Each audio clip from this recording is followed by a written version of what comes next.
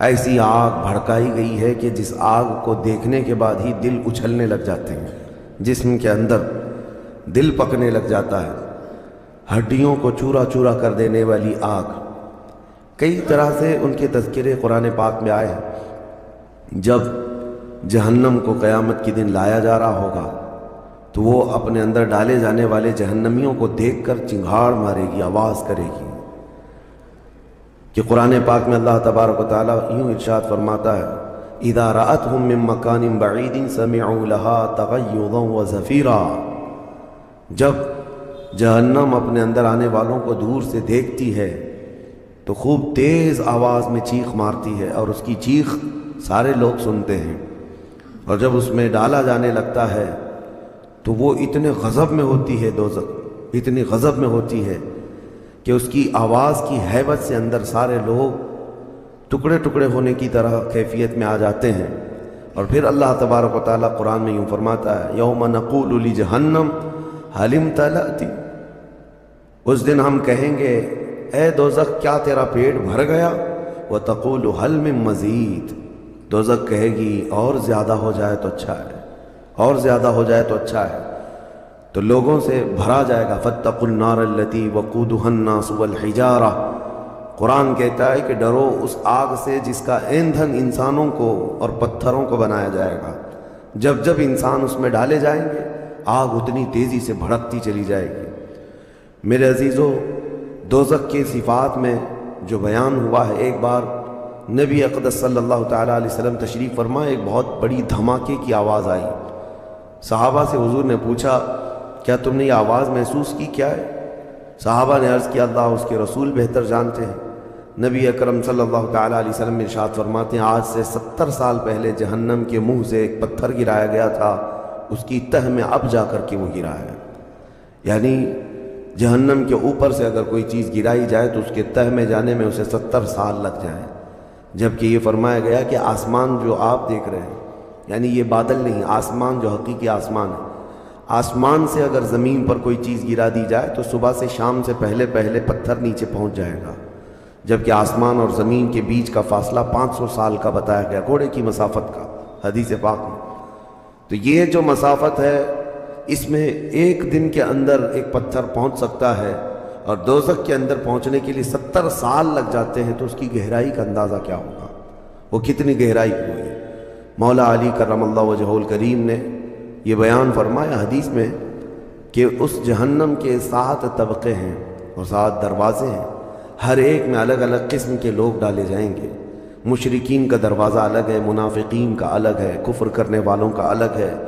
और उसके अलावा जो हमेशा रहने वाले तो ये हो गए, फिर जो अजाब चखने वाले हैं, चुगलखोरों का दरवाज़ा है, सूदखोरों का दरवाज़ा है, ज़िना करने वालों का दरवाज़ा है, चोरों का दरवाज़ा है। ये सब दरवाज़े उन अलग अलग गुनाह करने वालों के नाम से वहाँ पर मरकूम हैं। अज़ीज़ान गिरामी वक़ार, दोज़ख को जो उस दिन लाया जाएगा, फरमाया गया कि 70,000 फरिश्ते उसको खींच करके ला रहे होंगे। जबकि एक फ़रिश्ते की ताकत का अंदाज़ा क्या कर सकते हैं आप? एक फ़रिश्ता ये मौजूदा पूरी दुनिया को हिला सकता है। लेकिन क़यामत के दिन जहन्नम को खींच करके लाया जा रहा होगा तो 70,000 फरिश्ते बेड़ियां डाल करके जहन्नम को ला रहे होंगे। और जहन्नम के कान भी हैं, जहन्नम की आँख भी है, जहन्नम की सारी चीज़ें मेरे आका सल्लल्लाहु अलैहि वसल्लम ने बताया, वो सुनती भी है, बोलती भी है अल्लाह की बारगाह में। और जब लाया जा रहा होगा, फरिश्ते घसीट करके ला रहे होंगे, तो वो अपनी भूख का एहसास करती होगी, चीखती होगी। और उसकी भूख सिर्फ़ और सिर्फ यही इंसानों से पूरी की जाएगी। कुफ़ारों, मुशरिकीन और गुनहगारों से उसको भरा जाएगा।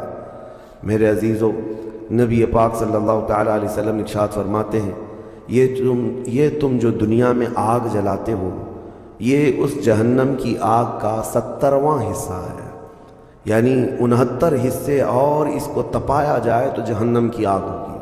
हम दुनिया की आग को सह नहीं पाते, हम दुनिया की आग में अपनी उंगली नहीं रख पाते, लेकिन जहन्नम की आग इससे 70 गुना ज़्यादा भड़काई हुई है। 1000 साल तक उस आग को भड़काया गया तो सुर्ख हो गई, लाल हो गई। फिर हदीस पाक में है, दोबारा उस आग को 1000 साल तक भड़काया गया तो वह आग सफ़ेद हो गई। फिर 1000 साल तक उस आग को तपाया गया तो काली हो गई। अब फरमाया गया जहन्नम की आग सिर्फ और सिर्फ काली है, वहाँ रोशनी का कोई नाम ही नहीं है, वहाँ कोई रोशनी का नाम नहीं है। दोज़ख की आग का अंदाज़ा इस तरह बताया गया। जहन्नम में डाले जाने वालों की सिफात सूरह वाक़िया में भी मौजूद है। अल्लाह करीम ने फरमाया कि जब वो जाएंगे अस्हाबुश शिमाल वहाँ अस्हाबुश शिमाल फ़ी समूमिन व हमीमिन व ज़िल्लिन मिन यहमूम ला बारिदिन वला करीम। जब उनको डाला जाएगा, ये बाएं जानिब वाले, क्या बाएं जानिब वाले तुम क्या जानो, वो ऐसी ख़तरनाक हवाओं में होंगे वहाँ पर। अच्छा, 3 तरह का अज़ाब बताया गया, एक आग का अज़ाब, एक धुएँ का अज़ाब और एक ठंड का अज़ाब भी है। ठंड का अज़ाब यानी ऐसी बर्फीली जगह कि जो हड्डियों को गला दिया करती है, वो अज़ाब भी वहाँ पर है। ज़महरीर उसको कुरान में फरमाया गया। तो वहाँ एक दुखान भी है, अल्लाह ताला ने फरमाया धुआं का अज़ाब, जिससे दम घुटता है, जिससे सांस नहीं ले सकता आदमी। ये तीनों तरह के अज़ाब है। खाने के लिए थोहड़ का एक दरख्त, तो थोहड़ उसको कहा गया, शजरतुज़्ज़क़ूम, ये कांटेदार एक दरख्त। जब जहन्नमी भूख की शिद्दत का एहसास कर रहे होंगे कि हमें कुछ खाना दिया जाए, तो एक कांटेदार दरख्त है जिसको थोहड़ का फल कहा जाता है, वो दिया जाएगा। वो इतने कांटे भरा हुआ होगा कि उसको जब दोज़खी खाएगा तो उसके गले में से अटक करके कांटे हलक से बाहर आएंगे, उसकी गर्दन से कांटे बाहर निकलने लग जाएंगे। न वो अंदर जाते हैं न बाहर आते हैं। उस फल की कैफियत ये है। तो फिर वो शिद्दत से चीख मार करके कहेंगे कि हमें पानी तो दिया जाए। तो अब माए हमीम दिया जाएगा। माए हमीम क्या है? अल्लाह तबारक व तआला ने कुरान में फरमाया फ़शारिबून शुरबल हीम। ये सूरह वाक़िया में अल्लाह ताला ने फरमाया कि उन लोगों को उस दिन जो पानी पिलाया जाएगा वो जहन्नमियों का सड़ा गला हुआ पीप होगा जिसको पकाया जाएगा। और उसके बाद वो इतना खौलता होगा कि जब उनको फल हज़म करने के लिए दिया जाए तो वो पानी करीब करेंगे तो उनके नीचे का जबड़ा लटक करके नीचे ज़मीन तक आ जाएगा। यानी उसकी झुलस करके आग इतना गर्म होगा, उसके सिवा उनके पास कोई चारा ना होगा। वही पानी जब वो पीने की कोशिश करेंगे तो वो फल तो ख़त्म होगा, लेकिन उनकी अंतड़ियाँ पीछे के मकाम से निकल चुकी होंगी। ये कैफियत उनकी कंटिन्यू होती होगी। आप तो ये समझ रहे होंगे कि कितना दर्दनाक अज़ाब है, इसके बाद तो मौत है। लेकिन हदीस पाक में ये भी है कि जब इन जहन्नमियों का ये अज़ाब देखेंगे तो वो इतना चीख चीख करके दारोग़े दोज़ख हज़रत मालिक रहमतुल्लाह रज़ियल्लाहु ताला अन्हु से दरख्वास्त करेंगे। हज़रत मालिक अलैहिस्सलाम जो जहन्नम के दारोगा हैं, उस फरिश्ते से ये पुकार करके कहेंगे कि हमारी बात करा रब ताला से, हमारा हिसाब कर दे, हमारा यहाँ ख़ात्मा हो जाए, हम ये सह नहीं पा रहे हैं। कुरान पाक में ये भी है कुल्लमा नज़जत जुलूदुहुम बद्दलनाहुम जुलूदन गैरहा लियज़ुक़ुल अज़ाब। जब जब उनकी चमड़ियाँ जलेंगी, अल्लाह फरमाता है हम दूसरी चमड़ी पहना देंगे ताकि वो नया अज़ाब चख सकें। हज़रत कअब अहबार रज़ियल्लाहु ताला अन्हु फरमाते हैं 1 घंटे में 70 बार चमड़ी बदली जाएगी। 1 मिनट से भी कम टाइम में उनकी चमड़ी बार बार बदली जाएगी ताकि वो नया अज़ाब चख सकें। क्योंकि चमड़ी जलने के बाद, जैसे कि साइंस भी कहती है कि पेन रिसीवर ख़त्म हो जाता है, दर्द को महसूस करने वाला हिस्सा जलने के बाद कम होता है। और कुरान कहता है कि हम नई चमड़ी उनको लगाएंगे ताकि दर्द का एहसास हर बार होता रहे। अब जब वो 1000 साल तक हज़रत मालिक अलैहिस्सलाम उनकी तरफ तवज्जो नहीं करेंगे और फिर कहेंगे तुम मुझे क्यों कहते हो, तुम्हारे रब से कहो। उसके बाद फिर 1000 साल तक वो हज़रत मालिक को चीखते रहेंगे कि रब से हमारी बात करा। हज़रत मालिक अल्लाह करीम की बारगाह में कहते हैं, ऐ रब्बुल आलमीन, दोज़ख में पड़े हुए इन तमाम जहन्नमियों ने तुझे पुकारा है, तू इनका फ़ैसला फरमा दे। अब रब तबारक व तआला फरमाता है 2 रिवायात में, उसमें सारे कुफ़ार भागते हुए दरवाज़े की तरफ आएंगे और जन्नतियों को भी बुलाया जाएगा और जन्नती भी भागते हुए दरवाजे तक आएंगे। जन्नती डर रहे होंगे कि कहीं हमको निकलने के लिए ना कहा जाए, और दोज़खी इस बात की खुशी में होंगे कि शायद हमको यहाँ से निकाला जा रहा है। और जब सब पूरे दरवाजे के करीब पहुँचेंगे तो रब तबारक व तआला जहन्नमियों से पूछता है, सवाल फरमाता है कि अगर तुम्हारे यहाँ से निकलने के लिए फ़िदिया देना पड़े तो क्या दे सकते हो? तो वो कहेंगे कि जितनी बड़ी दुनिया हम छोड़ कर क्या आए, दुनिया में जो कुछ भी नियामतें थी, जितना माल था, जितना सोना चांदी, पूरी दुनिया, मौला अगर ये देने की हमारी ताकत हो तो हम वो सब दे करके जहन्नम से निकलेंगे, पूरी दुनिया दे करके हम तेरे दोज़ख से निकलेंगे। तो रब ताला फरमाता है मैंने तो इतना बड़ा हुक्म तुमको दुनिया में नहीं दिया था, मैंने तो सिर्फ तुमको ईमान लाने का कहा था, और तुमने कुफ्र करके इतनी बड़ी सज़ा को अपने ऊपर मुसल्लत किया। आज पूरी दुनिया फिदिये में देने को तैयार हो, और कल जब तुम जिंदा थे तो 2 रकात तुम्हारे लिए भारी थी, तुम्हारे लिए राह खुदा में 1 रुपया भारी था, और आज पूरी दुनिया फिदिया में सदका करके निकलना चाहते हो। रब तबारक व तआला जहन्नमियों से फरमाएगा मैंने इतनी बड़ी चीज़ का तो तुम्हें दुनिया में हुक्म नहीं दिया था, इतनी बड़ी चीज़ का हुक्म नहीं दिया था। अब सुनो, एक मेंढे की शक्ल, एक बकरे की शक्ल की कोई चीज़ लाई जाएगी जन्नत और दोज़ख दोनों के बीच में, जन्नती भी देख रहे होंगे और दोज़खी भी देख रहे होंगे। रब तबारक व तआला उन दोनों लोगों से पूछेगा, जन्नतियों को भी और दोज़खियों को भी, कहा इसको पहचानते हो, इसको पहचानते हो, ये क्या चीज़ है? सब पुकार कर कहेंगे हाँ मौला हम पहचानते हैं, ये मौत है, ये मौत है जो हमारे यहाँ आया करती थी, मौत को सब पहचानेंगे। तब रब ताला फरिश्तों को हुक्म फरमाएगा मौत को अब ज़बह कर दो, मौत को सबके सामने ज़बह कर दिया जाएगा एक मेंढे की शक्ल की चीज़ ला करके, और रब ताला उस वक्त फरमाएगा अब न जन्नतियों पर मौत आएगी न दोज़खियों पर मौत आएगी, मौत है ही नहीं। तो अब जिसको जो सहना है वो सहना होगा। तुम 10 बार जलाए जाओगे तो भी मरना नहीं है, तुम 10 बार काटे जाओ तो भी मरना नहीं है। अब रब ताला कुरान में फरमाता फी नारी जहन्नम व फीहा खालिदून, दोज़ख के अज़ाब में, दोज़ख की आग में हमेशा हमेश के लिए चले जाओ। मैंने खुतबे में यही आयत शुरू में पढ़ी थी, सउस्ली ही सक़र वमा अदराक मा सक़र। अल्लाह फरमाता है मैं तुम्हें झोंक दूंगा दोज़ख में, और तुम क्या जानते हो कि दोज़ख क्या है, दोज़ख क्या है।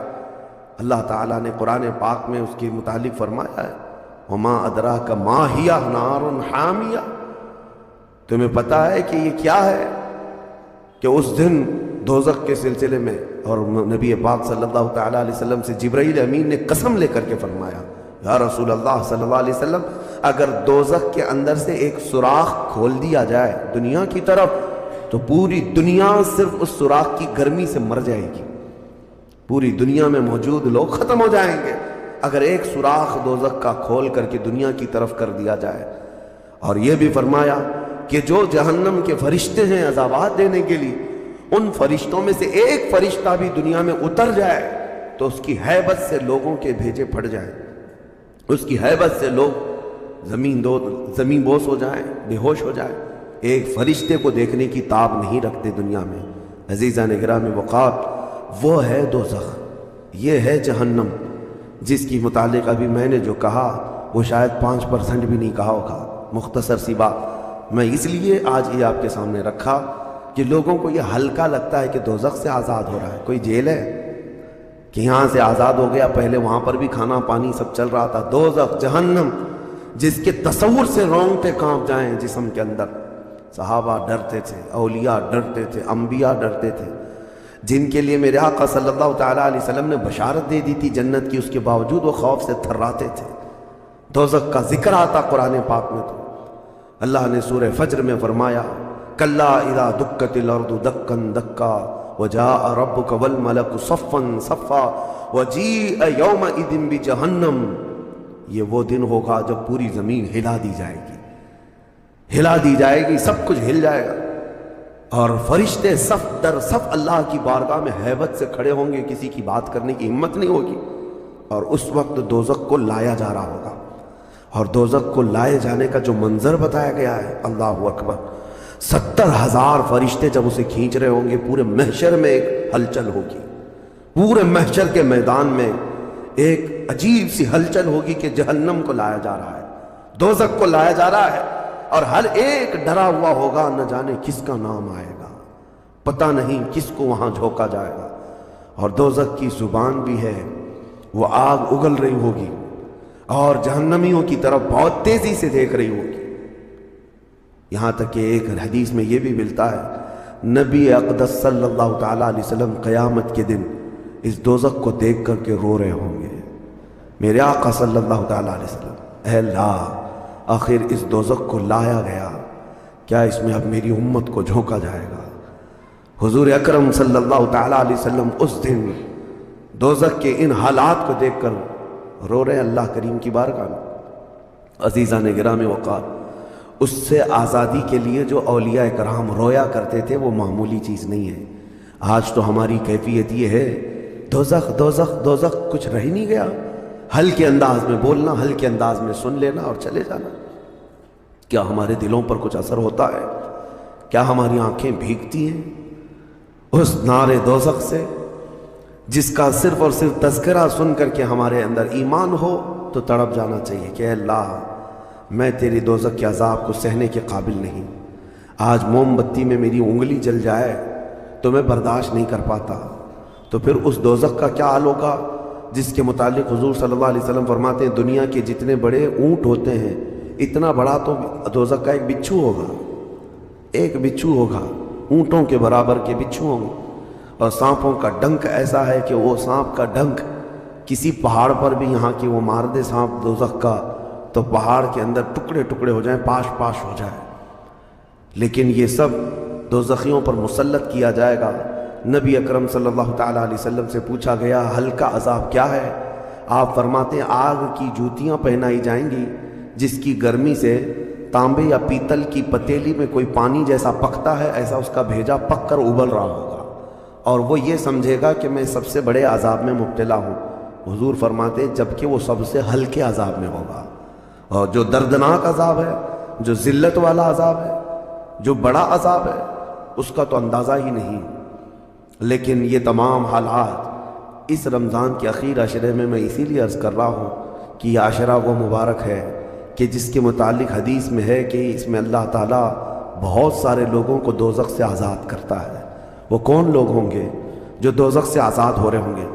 काश उनको तलब होती कि हम दोज़ख से आज़ाद होते इस आखिरी अशरे में, वरना आखिरी अशरे में तो लोग रात भर कैरम खेलने में गुजार रहे हैं, रात भर फुटबॉल और क्रिकेट खेल करके, जबकि बख्शिश की रातें हैं। अल्लाह करीम इरशाद फरमा रहा है, इन रातों में मुझसे मांग लो, मैं तुम्हें जहन्नम से आज़ाद करूँगा। किसको पड़ी है? किसको पड़ी है? हर कोई ये सोचता है कि रात किस तरह से बिताएं। लोग अपने रात के टाइम पास करने के लिए अलग अलग हीले बहाने ढूंढ रहे हैं। किसी को लूडो खेलना है, किसी को कैरम खेलना है, किसी को क्रिकेट खेलना है। ओ उम्मत मुस्तफ़ा, तुम्हारी किस्मत क्या हो गई? तुम्हारी सोचें और तुम्हारी फिक्रें कैसे बदल गई? ज़िंदगी तो खेल कूद में गुजरी ही है, क्या ये आखिरी अशरा भी तुम इसी तरह खेल कूद में गुजारोगे? वो रहमान रब्बे ज़ुल जलाल जिसकी हैबत से मलाइका कांप रहे हैं, मलाइका तुम्हारी तरफ देख करके कैसे रश्क करते थे, लेकिन आज क्या हो गया तुम्हारे ऊपर? आज भी मलाइका देख रहे होंगे और अल्लाह करीम रोज़ाना पुकार रहा है इस उम्मत को, लेकिन ये उम्मत उसकी तरफ तवज्जो नहीं करना चाहती। किसी को मांगना नहीं है कि मौला हमारी बख्शिश कर दे। तरावी में भी तो ऐसे भागते हैं जैसे लगता है कि बाहर उनका सामान छूट गया है, ऐसे फ़ौरन मस्जिद से भाग कर चले जाएं। तुम्हें 1 घंटा अल्लाह के घर में भारी पड़ जाता है। कोई हाफिज़ अगर 10 मिनट ज़्यादा कर दे तो उसके ऊपर बमबारियाँ हो जाती हैं। लोगों को ऐसा लगने लगता है झेला दिया आज तो इसने, किस काम में?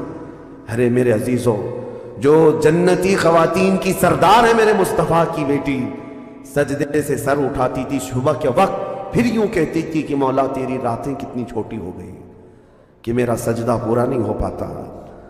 तेरी रातें कितनी छोटी हो गई कि मेरा पूरा सजदा नहीं हो पाता। और तुम यहाँ पर रकातों को गिन गिन करके भागने की फिराक में हो। दुनिया के हज़ारों काम पड़े हैं मेरे अजीज़ों, लेकिन क्या होगा उस दिन जब क़यामत के दिन फैसला सुना दिया जाए? उस दिन सिवाय इसके कुछ नहीं कहोगे कि अल्लाह रब्बना अखरिजना नअमल सालिहन, अल्लाह हमको यहाँ से निकाल दे, हम नेक काम करके आएंगे। ये कुरान में है। दोज़खी हर एक पुकारेगा रब्बना अखरिजना नअमल सालिहन गैरल्लज़ी कुन्ना नअमल, पहले जैसे करते थे वैसा नहीं करेंगे, हम अच्छा काम करके आएंगे, एक बार हमको निकाल दें। रब ताला फरमाता है कल्ला, हरगिज़ नहीं, हरगिज़ नहीं। अल्लाह फरमाता है अब इसके बाद कोई मौका नहीं। और जहन्नम का दरबान खुद उनसे पूछता है अलम यातिकुम नज़ीर, क्या तुम्हारे पास कोई डर सुनाने वाला आया नहीं था? वो कहेंगे कालू भला, हाँ आया तो था, आया था, हमको दोज़ख के मुतालिक बताया था। फकज़्ज़बना व क़ुलना मा नज़्ज़लल्लाहु मिन शै, हमने तो झुठला दिया था, हमने तो कह दिया था कि अल्लाह की तरफ से क्या चीज़ आई है। सूरह मुल्क पढ़ो तबारक, उसमें भी अल्लाह ताला ने फरमाया इदा उल्क़ू मिन्हा, यानी जब कभी उसमें डाले जाएंगे तेज चिंगार सुनेंगे और उनको ताने दिए जाएंगे जहन्नमियों को। मेरे अजीज़ों, वो कौन से अमाल हैं जो लेकर के जाते हैं? वो एक लंबी फहरिस्त है। सबसे पहली चीज़ अल्लाह के साथ शिरक करना और कुफ्र करना, यह हमेशा हमेश के दोज़खी है। शिरक और कुफ्र में हमेशा दोज़ख में रहेगा। उसके अलावा जो गुनाह हैं अक्सर दोज़खी जो होंगे, सूरह मुदस्सिर की आयत में पढ़ता हूँ 29वें पारे में, बहुत सारे जहन्नम में जो गए हैं तो जहन्नमियों से पूछा जाएगा यतसाअलूना अनिल मुजरिमीन मा सलककुम फी सक़र, दोज़खी दोज़ख से पूछ रहे होंगे एक दूसरे से कि तुम क्यों आए दोज़ख में, तुम क्यों आए? कहेंगे क़ालू लम नकु मिनल मुसल्लीन, कहेंगे हम नमाज नहीं पढ़ते थे। सुना है कि मूसा अलैहिस्सलाम के पास एक खातून आई, उसके बच्चे नहीं थे, औलाद नहीं थी। उसने आकर के कहा कि आप दुआ कर दे, अल्लाह मेरे हिस्से में बेटा दे दे, बेटी दे दे, कुछ तो औलाद मिले। आपने देखा और कहा तेरी तकदीर में औलाद लिखी नहीं गई, लौहे महफूज में तकदीर में तेरे औलाद नहीं है। वो खातून वहां से मायूस लौटी, रोती गिड़गिड़ाती हुई जा रही थी। बीच रास्ते से गुजरते हुए उसका एक दुर्वेश के पास से गुजर हुआ।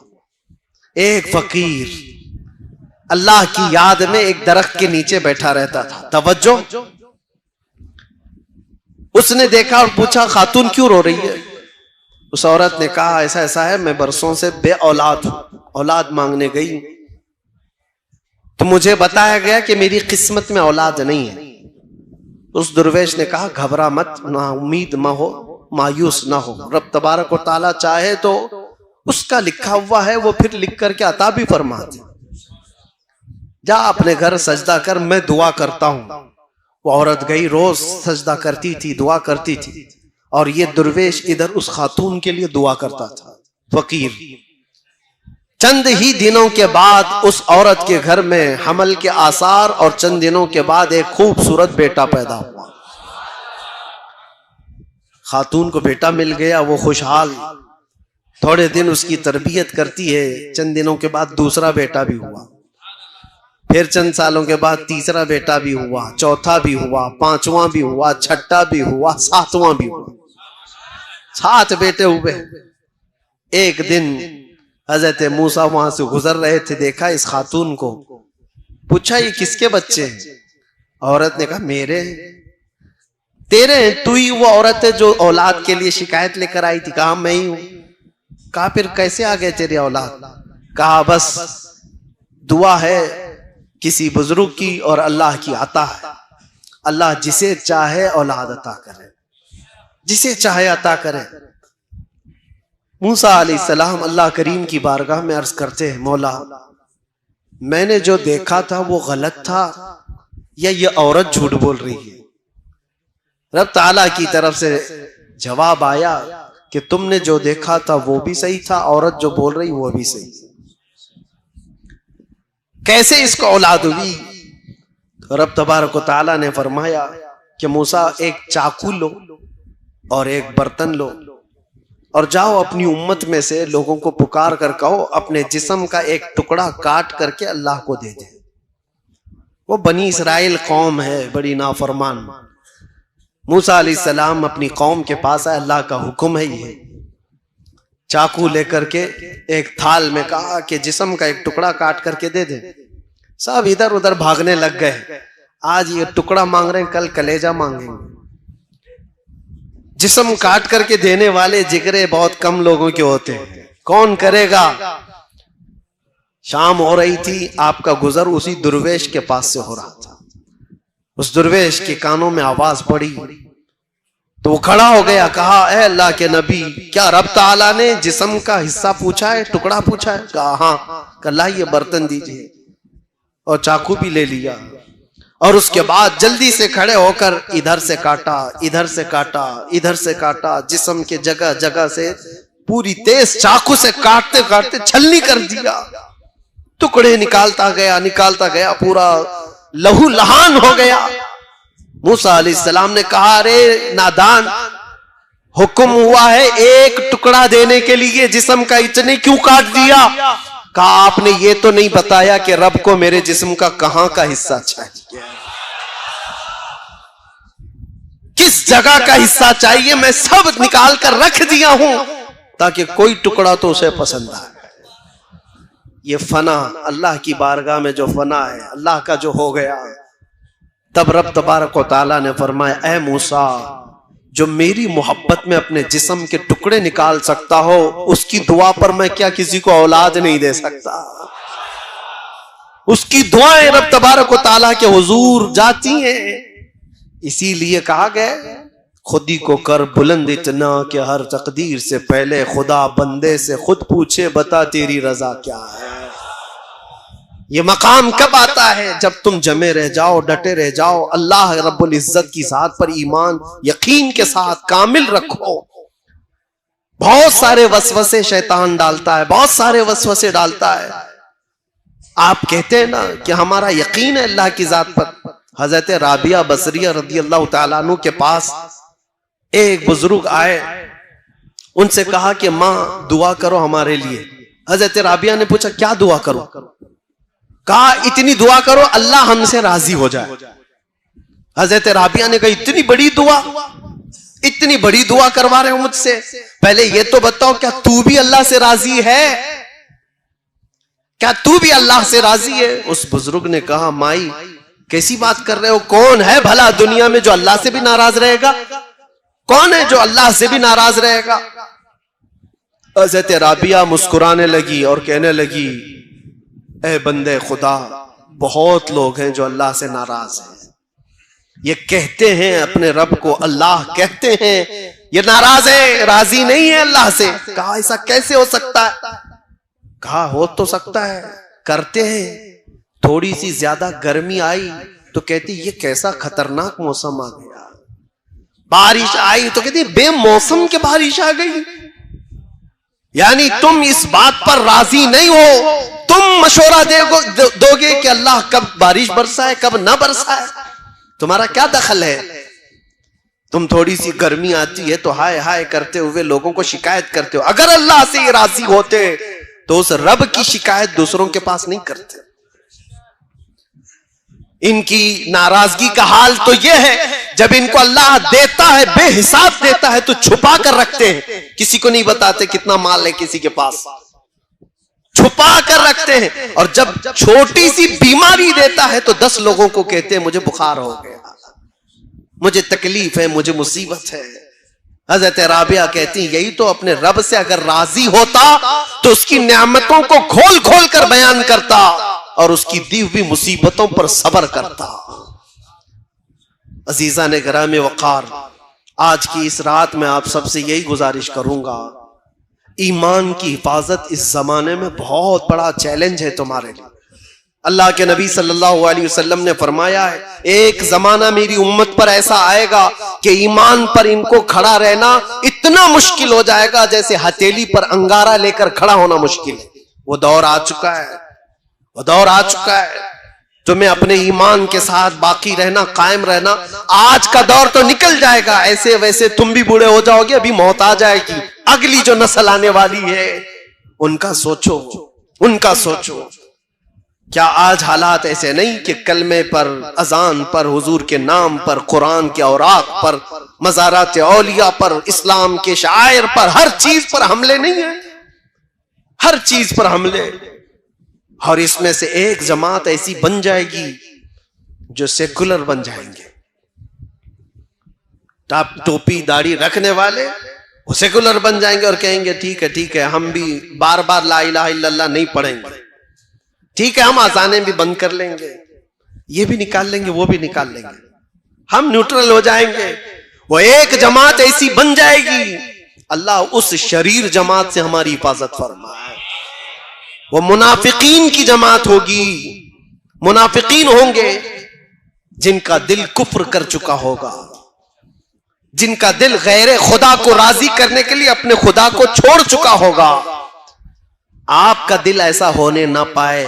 मौत करीब है, कयामत करीब है। नौजवानों, अपने ईमान की हिफाजत करो। कुरान में रब ताला फरमाता है, इन्नल्लाह ला यगफिरु अन युशरक बिही व यगफिरु मा दून ज़ालिका लिमन यशा। अल्लाह फरमाता है, उसके साथ किसी ने किसी को शरीक किया, शिर्क किया, तो अल्लाह उसको कभी माफ नहीं करेगा। और उसके अलावा जो भी गुनाह किया है अल्लाह सब माफ करेगा। जो भी गुनाह हुआ है अल्लाह सब माफ करेगा। यहां तक के जिन्होंने हजरत अमीर हमजा को कत्ल किया, वहशी, उनके मुतालिक ये आयत आई थी। वो आए बारगाह रिसालत मुआब सल्लल्लाहु अलैहि वसल्लम में कहने लगे, मुझे अमान दे दीजिए। हुजूर के चचा को जिसने कत्ल किया है नेज़े से मारकर जंगे उहद में, फिर वो हुजूर की बारगाह में आए, कहा मुझे अमान दे दीजिए। नबी करीम सल्लल्लाहु अलैहि वसल्लम, वो तो अजवदुन नास है, सखावत के बादशाह हैं। दिल खोल कर हुजूर ने फरमाया, जा तुझे माफ कर दिया और अमान दे दिया। उन्होंने फिर ये सवाल किया कि क्या मेरे गुनाह माफ हो जाएंगे? तब अल्लाह ताला ने फरमाया, शिर्क के अलावा जो कुछ भी किया है अल्लाह माफ करेगा। शिर्क के अलावा जो भी होगा अल्लाह माफ करेगा, लेकिन शिर्क को अल्लाह माफ नहीं करता। शिर्क है क्या चीज जो आज धीरे धीरे तुम्हारे महफिलों में लाई जा रही है, आज धीरे धीरे तुम्हारे मुआशरे में, सोसाइटी में लाई जा रही है। शिर्क यह है कि अल्लाह के अलावा किसी दूसरे को भी खुदा समझ लो या उसको भी कोई मकाम दे दो। रज़्ज़ाक़ कौन है तुम्हारा? कौन है रज़्ज़ाक़?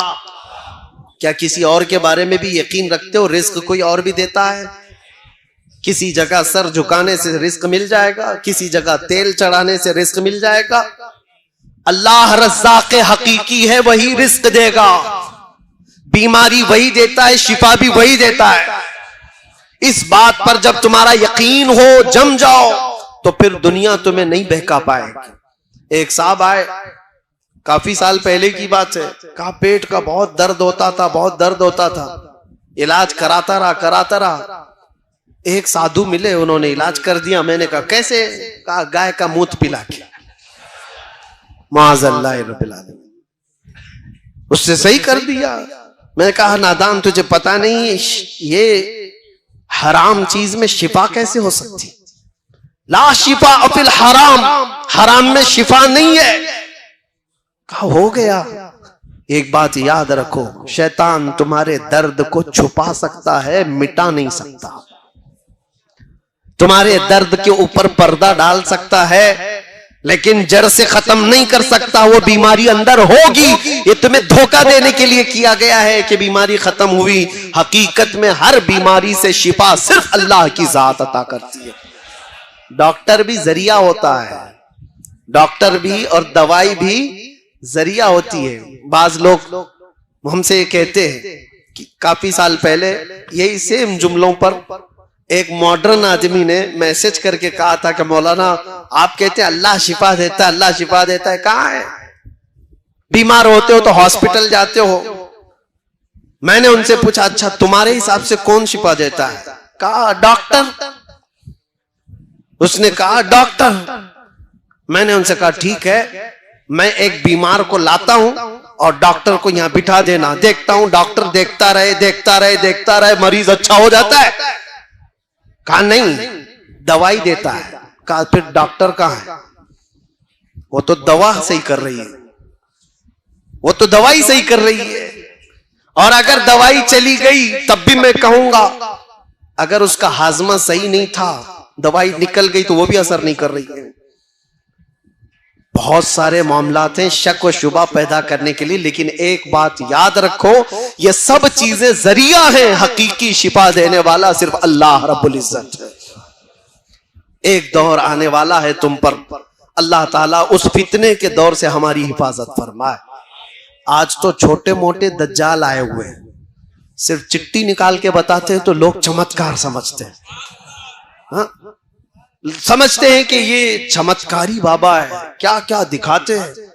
अरे दूर से आया है अभी, और वो क्या मन में लेकर के आया है, बाबा पहले से लिखा हुआ है, बता रहा है कि हम तुम्हारा ये सब चीजें बता देते हैं। और इसको सोच रहे चमत्कारी है, कैसे भांप लेता है, माइंड रीडिंग कैसे हो जाती है, कैसे पहले से पता चलता है। मियां सुनो, ये छोटा दज्जाल है। हुजूर पाक सल्लल्लाहु अलैहि वसल्लम ने फरमाया बड़ा भी आने वाला है, कानिया दज्जाल, एक आंख वाला। अरे वो तो बारिश भी बरसा के दिखाएगा, वो तो जमीन से पौधे भी निकाल के दिखाएगा, वो तो मरे हुए आदमी को जिंदा करके भी दिखाएगा। वो दज्जाल आएगा, लेकिन वो भी खुदा नहीं हो सकता, वो भी खुदा नहीं, वो आजमाइश है। और उस वक्त भी मेरे आका ने फरमाया तुम ईमान पर जमे रहना, चाहे वो जितने भी करिश्मे करके दिखाए, तब भी ये कहना हमारा रब, हमारा रब। बस इस पर जमे रहो, इस पर डटे रहो। अल्लाह की मदद आने वाली, अल्लाह की मदद आने वाली, क्योंकि अल्लाह का वादा है ततनज़्ज़लु अलैहिमुल मलाइका, अल्लाह उन पर फरिश्ते भेजता है जो ये कहते हैं अल्लाह हमारा रब है, और उस पर जमे रह जाते हैं, डटे रह जाते हैं। एक सहाबी रसूल हुजूर पाक सल्लल्लाहु अलैहि वसल्लम के हजरत ज़ैद बिन दसना, कुफार और मुशरिकीन की भीड़ ने उनको कैद कर लिया था, कई दिनों तक कैद करके फिर उनको मार दिया। उनको कैद की हालत में ही मारा गया था। तो जानते हो उनकी लाश के साथ बेहुरमती न होने पाए। रब तबारक व तआला का निजाम देखो, हदीस पाक में मिलता है कि शहद की मक्खियों का एक बहुत बड़ा छत्ता उनकी लाश के पास आ गया, और 40 से 45 कुफार और मुशरिकीन वो लाश की देख रेख करने के लिए, निगरानी करने के लिए बैठे हुए थे कि कोई मदीने वाला उठाकर न ले जाए। लेकिन एक मक्खी ने भी उनको बैठने नहीं दिया, एक भी करीब नहीं आ सका। मक्खियां भिनभिनाती थी। शहद की मक्खी क्या समझते हो, खाली मीठा नहीं होता। हाँ, जब मारती है तो उससे ज्यादा जहर भी किसी में नहीं होता। इसीलिए आला हजरत फाजिल बरेलवी रदी अल्लाह ताला अन्हु आशिक रसूल हैं या नहीं? हुजूर के आशिकों की जुबान के लिए उन्होंने खुद कहा है हमारी जुबान वही है कि हम हुजूर की मोहब्बत में बोलें तो शहद जैसी मिठास, और गुस्ताखों के खिलाफ बोलें तो शहद की मक्खी का डंक लगता है। एक ही है, दोनों चीजें उसके अंदर है। तो सहाबी की हिफाजत शहद की मक्खियों ने किया था, उनकी लाश को कोई छू नहीं सका था। अल्लाह की जात पर यकीन रख करके जो दुनिया से गए। और एक सहाबी हैं, उनको 2 सहाबा लेकर के निकले थे, उनकी भी लाश को कुफारों मुशरिकीन ने मार दिया था। रात के वक्त वो 2 सहाबा लेकर मदीने जा रहे थे, पीछे से 200 के करीब घुड़सवार आए और 2 लोगों को पकड़ने के लिए। वो जब ज्यादा कुफार और मुशरिकीन आ गए तो ये 2 ही सहाबा थे जो लाश लेकर जा रहे थे, एक सहाबी रसूल की। अब ये सारे कुफार और मुशरिकीन इस सहाबी रसूल की लाश के साथ बेहुरमती करेंगे। अब क्या करें, 2 ही लोग हैं, 2 ही लोग हैं, अब क्या करें, 200 पीछे खड़े हैं। उन्होंने वो लाश को नीचे रख दिया, जमीन पर रख दिया, और जमीन से कहा यहां तक हम हिफाजत कर सकते थे, जमीन आगे तू अब हिफाजत कर।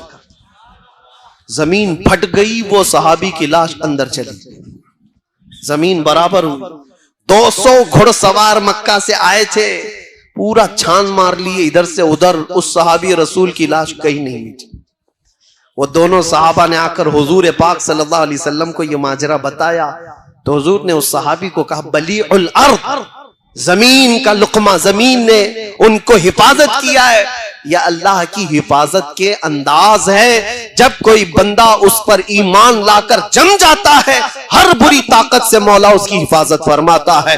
क्या तुम्हें तारीख मालूम नहीं, जब फिरौन सर उठा करके अना रब्बुकुमुल आला कह रहा था, मैं तुम्हारा बड़ा रब हूं, ये अभी जो है ये बहुत छोटे हैं, बड़े बड़े भी आकर के गए हैं, उन्होंने कहा था मैं तुम्हारा खुदा हूं, मैं तुम्हारा खुदा हूं। 12,000 बच्चों का कत्ल किया था। किस बात पर जानते हो? फिरौन ने ख्वाब देखा था ख्वाब देखा था कि एक तारा आसमान से टूटकर गिरा है उसकी गोद में और उसके महल में आग लग गई। सुबह उठकर सारे काहिनों को, ज्योतिषों को बुलाया और पूछा कि इस ख्वाब का क्या हो सकता है, इसकी ताबीर क्या हो सकती है। काहिनों ने बताया बनी इसराइल में एक बच्चा पैदा हो सकता है जो तेरी सल्तनत को हिलाक कर देगा। ये इस ख्वाब की ताबीर हो सकती है। जैसे ही बादशाह को यह बताया गया कि एक बच्चा कोई ऐसा पैदा होने वाला है जो इसकी सल्तनत को हिलाएगा, टेंशन में आ गया और उसने ऑर्डर दे दिया बनी इसराइल पूरे खानदान में जो भी लड़का पैदा होगा उसको कत्ल कर दो, जिंदा ही ना रखो।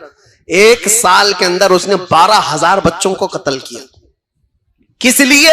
हमारी सल्तनत को कोई हिलाने वाला बच्चा ही ना पैदा हो, आएगा तो भी कत्ल हो जाएगा।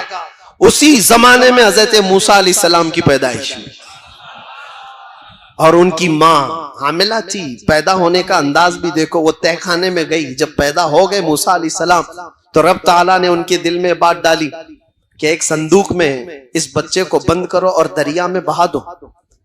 मां कोई अपने बच्चे को दरिया में बहाएगी, लेकिन रब ताला जिसके साथ है उसका दिल भी मजबूत होता है।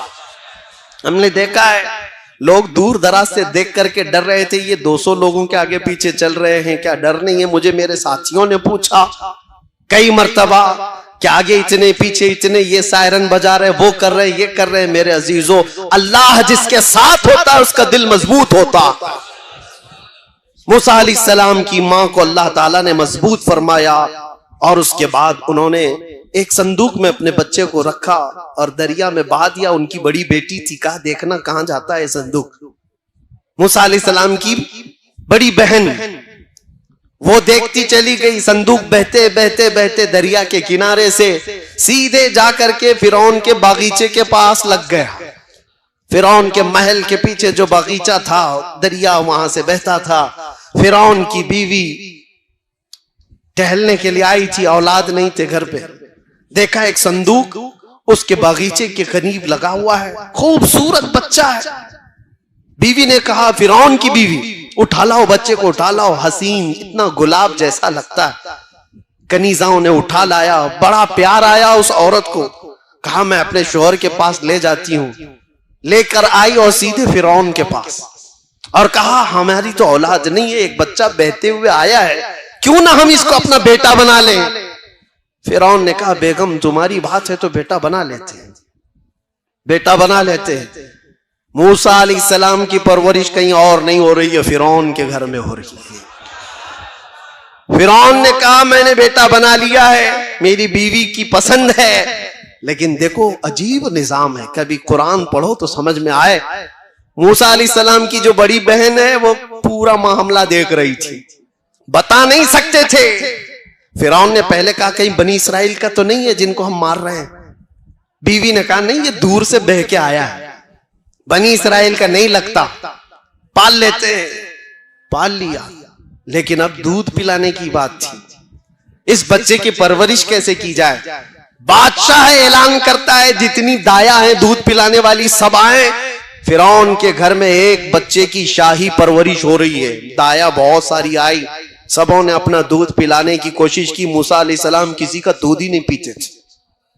पूरा दिन गुजर गया, उनकी बहन वहां खड़ी थी। उसने कहा मैं एक दाया जानती हूं जिसका दूध सब बच्चे पीते हैं। फिरौन ने कहा जा उसको ले आ जा, जो मुआवजा चाहिए, जो उजरत चाहिए सब दे दूंगा।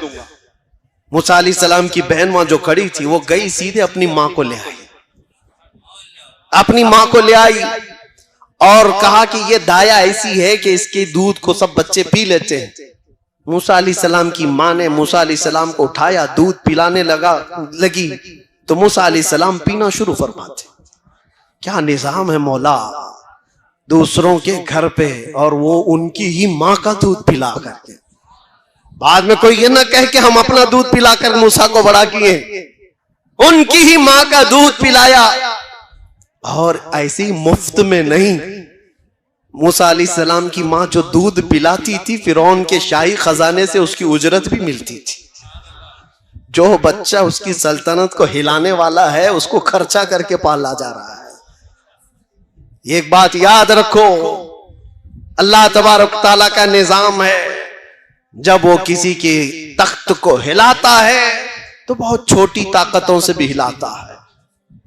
मूसा अलैहिस्सलाम जवान हुए और उसके बाद कुरान पाक आप पढ़ो तो समझ में आ जाएगा, यही मूसा अलैहिस्सलाम है जिन्होंने उसको दावत दी, फिरौन तू झूठा है, तू जो रब होने का दावा करता है गलत है, मेरा रब अल्लाह है। यही जुमला मैंने कहा था, क्या है हमारा रब। इस पर जिसने अकड़ दिखाया उसने बहुत तमाशे किए फिरौन ने, मेरे पास वो ताकत है, मेरे पास ये ताकत है, क्या क्या ताकतें दिखाने की बात की, हर चीज में फेल होता रहा।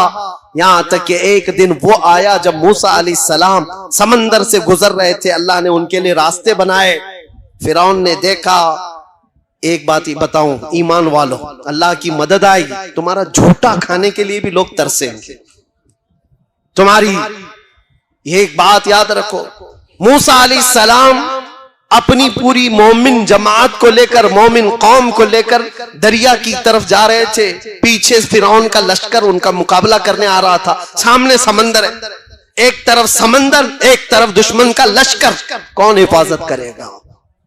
ऐसे हालात आ जाएं तो याद रखना, बेबस और लाचार मत समझना। एक तरफ समंदर है और एक तरफ फिरौन का लश्कर है, जाए तो कहां है। अल्लाह ने हुक्म फरमाया, मूसा अपना आसा समंदर पे मारो। 12 रास्ते निकल गए और उनकी कौम उसमें ऐसे चलने लगी जैसे सूखे पर चलती है। जब वो निकल गए तो फिरौन ने ये देखा कि इनको तो रास्ता मिला हुआ है, हम भी इसी में चलते हैं। और जो ये सोचता है कि मोमिनों को जो मदद मिली है वो हमको भी मिलेगी, ये उसकी खाम ख्याली है। और जैसे ही वो समंदर में आया, अल्लाह फरमाता है फगशियहुम मिनल यम्मि मा गशियहुम, हमने समंदर को ऐसा मिलाया कि पानी पानी हो गया और फिरौन की सारी ताकत चकनाचूर होकर रह गई। पूरी फौज भी हिलाक और फिरौन का गुरूर भी हिलाक। खत्म हुआ। किसने हिलाक किया? पानी ने हिलाक किया। पानी को कौन ताकतवर समझता है, लेकिन फिरौन की बादशाहत को खत्म कर दिया। नमरूद भी ऐसे उठा था, एक मच्छर ने उसे हिलाक कर दिया। ऐसे कई बड़े बड़े आए। अबरहा बादशाह आया था काबा ढाने के लिए, काबा ढाने के लिए हाथियों की फौज लेकर के आया था। ये यहाँ एक जो चुड्डा बैठ करके भौंकता है कुत्ता, कि मक्केश्वर को भी फतह करना है। मक्केश्वर ख्वाब में भी देखा है कभी? मक्का ख्वाब में भी देखा है? मक्केश्वर को भी फतह करना है, उसको भी हासिल करना है। पता नहीं कौन कौन से बड़बांग बोली, बड़ी बड़ी बातें। इनको तारीख पढ़ाओ अबराहा की, फतह करना है, जाओ हाथी घोड़े लेकर के जाओ। और देखो कुरान में आज भी आयतें पुकार कर कह रही हैं, अलम तरा कैफ फअल रब्बुका बिअस्हाबिल फील अलम यजअल कैदहुम फी तज़लील व अरसल अलैहिम तयरन अबाबील तरमीहिम बिहिजारतिन मिन सिज्जील फजअलहुम कअस्फिन मअकूल। ये पूरा वाकया अल्लाह ने इसमें बयान फरमाया। ऐ रसूल, क्या आपने हाथी वालों को नहीं देखा? जो अबरहा बादशाह हाथियों की फौज लेकर आया था काबा ढाने के लिए। अल्लाह फरमा रहा है क्या हुआ उनके साथ? हाथियों को लेकर के आया था काबे को खत्म करने के लिए। अल्लाह ने अबाबील चिड़ियों की फौज भेजी थी। वो चिड़िया इतनी छोटी है, आज भी देखो मक्का में घूमती रहती, इतनी छोटी है। अबाबील चिड़ियों की फौज को भेजा। उन्होंने क्या किया?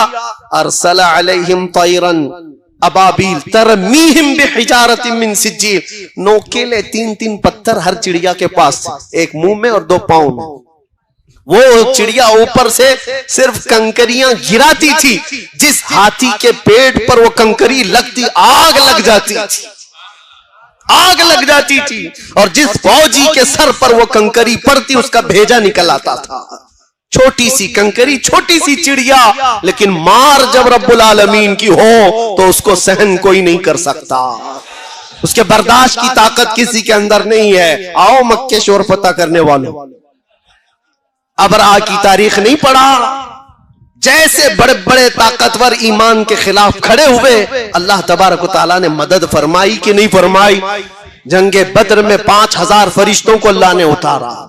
और नबी करीम सल्लल्लाहु अलैहि वसल्लम की इस उम्मत को क़यामत तक मौला हिफाजत फरमाएगा।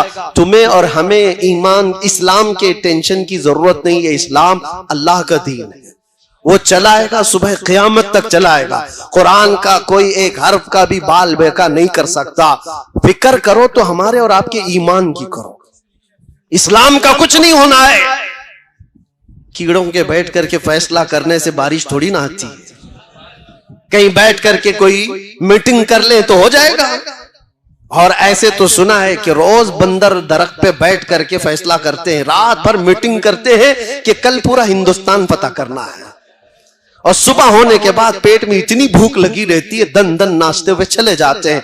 उन बंदरों की मीटिंग से कोई मुल्क फतह नहीं होता। हम भी यही कहेंगे, तुम्हारी हैसियत इसी तरह की होगी जो दूसरे इस तरह की बातें करते।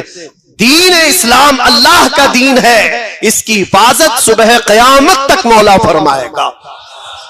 लेकिन फिक्र करो तो अपने और आपके ईमान की, जो दिल के अंदर मौजूद है, ये कहीं रुखसत ना हो जाए। इसी को आला हजरत ने अपने शेर में बताया था, आंख से काजल साफ चुरा ले, यहां वो चोर भला के हैं, तेरी गठरी ताकी है और तूने नींद निकाली है। सुना जंगल रात अंधेरी छाई बदली काली है, सोने वालों जागते रहियो चोरों की रखवाली है।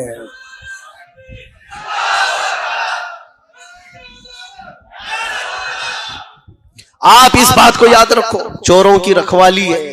तुम्हारे आंख से काजल चुरा लिया जाएगा। आंख का काजल क्या है? हुजूर की मोहब्बत, हुजूर का इश्क, ये तुम्हारे आंखों का काजल है। ये चुरा लिया जाए तो फिर तुम्हारा कुछ भी नहीं है, तुम्हारा कुछ नहीं है। तुम्हारी जो कुछ भी पहचान है वो तुम्हारे ईमान से। दुनिया तुम्हारे गाड़ी बंगले लत्ते इस चीज की दुश्मन नहीं है, किसी चीज की दुश्मन नहीं है। तुम बड़ा बंगला बनाए हो, गाड़ियां लिए हो, बहुत जायदाद है, किसी चीज की नहीं, ईमान की दुश्मन है। कुरान में भी अल्लाह ने फरमाया, इन्ना शैतान लिल इंसानी अदुव्वुम मुबीन। शैतान इंसान का किस लिए दुश्मन है? उसके ईमान का। बाकी तो बहुतों का तो भाई है, ईमान नहीं है तो सगा भाई बन जाता है। शैतान बहुतों का दोस्त है, यार है, मददगार है, लेकिन ईमान वाले का दुश्मन है।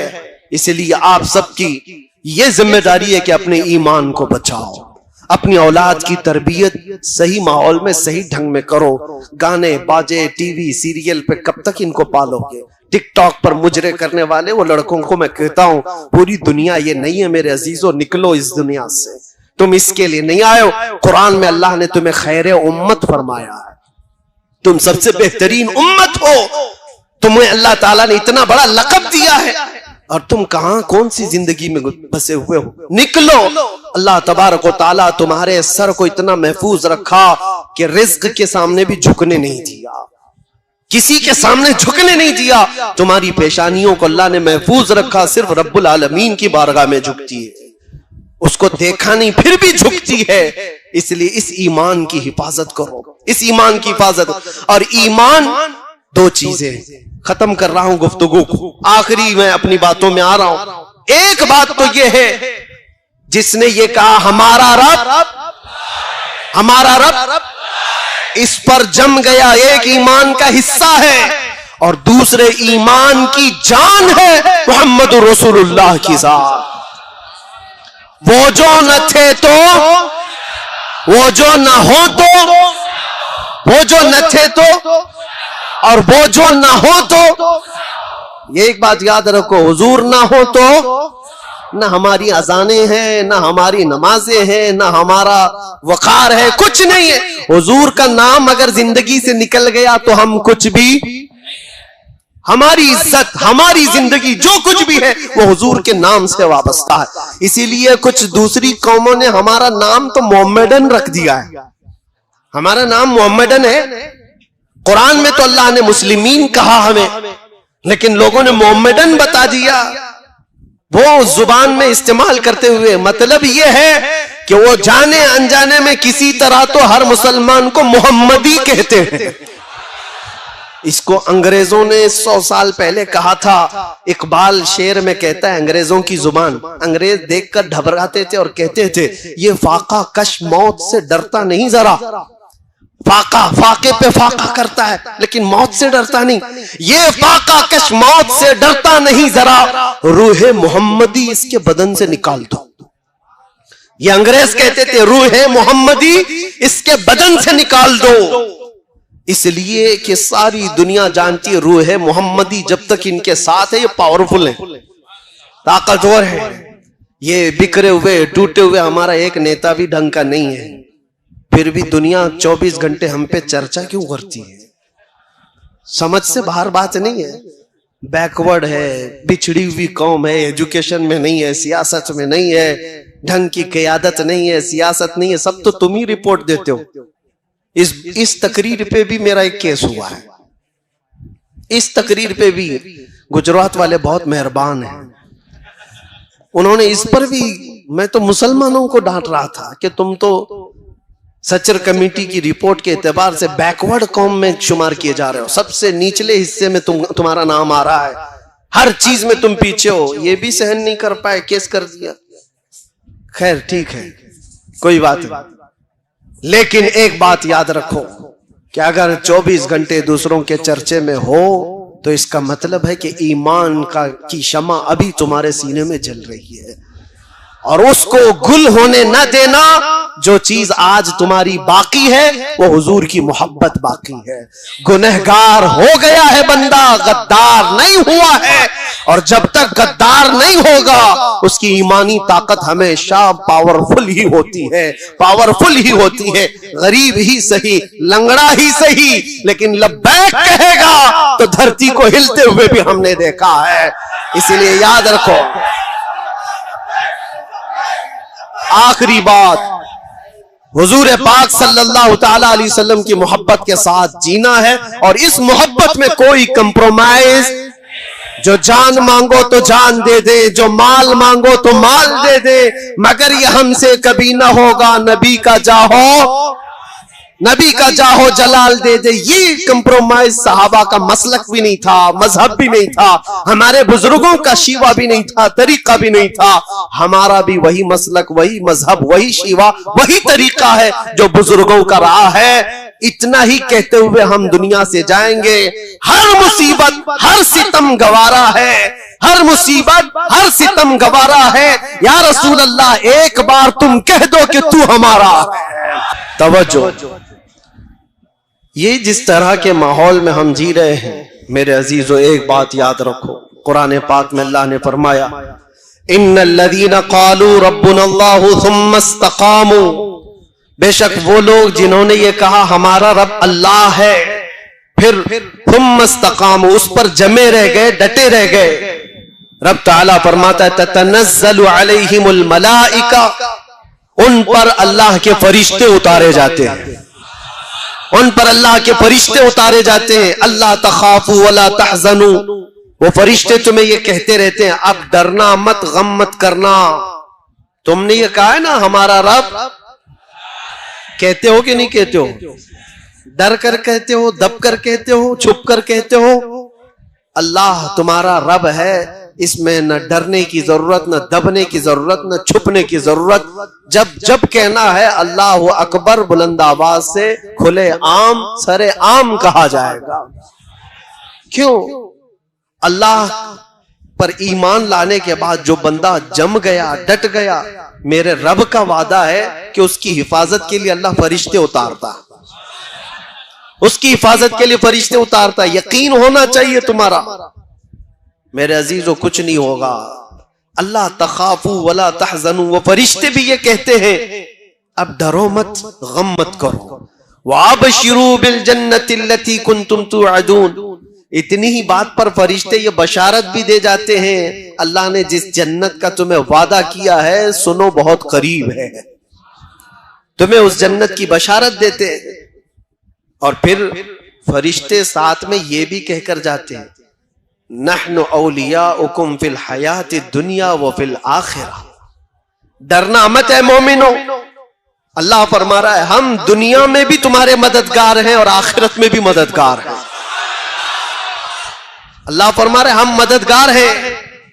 वलकुम फीहा मा तश्तही अनफुसुकुम वलकुम फीहा मा तदऊन, जो जो तुम ख्वाहिश करोगे अल्लाह वो सब तुम्हें अता करेगा, और जिस जिस चीज को तुम मांगते थे मौला वो भी अता फरमाएगा। जिस चीज का तुम्हें वादा किया गया वो सब अता कर दिया जाएगा। नुज़ुलम मिन गफूरिर रहीम, रब ताला फरमाते, ये कुरान की आयत में पढ़ रहा हूं आपके पास 25वें पारे की। अल्लाह फरमाता है फिर ये मेहमानी है तुम्हारी, मेहमान नवाजी की जाएगी गफूरुर रहीम की तरफ से। किस बात पर ये सारी चीजें किस बात पर मिल रही है?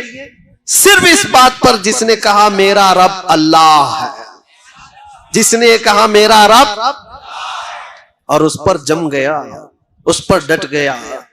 आज चाहे उसकी गर्दन पर कोई खड़ा हो जाए, चाहे उसके सीने पर कोई भाला रख दे और फिर जबरदस्ती पकड़ करके कहे इसका नाम ले, उसका नाम ले, उसका नाम ले, इसका नाम ले। मोमिन अगर डट गया, जम गया और कहा मेरी हर सांस पर अल्लाह अकबर ही होगा, तो उसके लिए कुरान में अल्लाह फरमाता है उसकी मदद के लिए मौला फरिश्ते उतारता है। अब यहां पर एक सवाल होता है, एक सवाल कि मौलाना इतनी चीजें अगर है, अल्लाह कह देने पर फरिश्तों की मदद होती है, तो फिर ये फिलिस्तीन वाले तो अल्लाह अकबर रोज कहते हैं और उनकी मदद क्यों नहीं होती? फरिश्ते कब आएंगे, कब उनकी मदद करेंगे? तुम्हें इस तरह के शक व शुबे में डाल करके डगमगाया जाता है, तुम्हारे पांव में जलजला लाने की कोशिश की जाती है। कुछ नहीं, मौलाना लोगों की बातें। मेरे अजीजों, मैं जो बात कह रहा हूं ये मौलाना लोगों की बात नहीं, अल्लाह का कलाम पढ़ रहा हूं।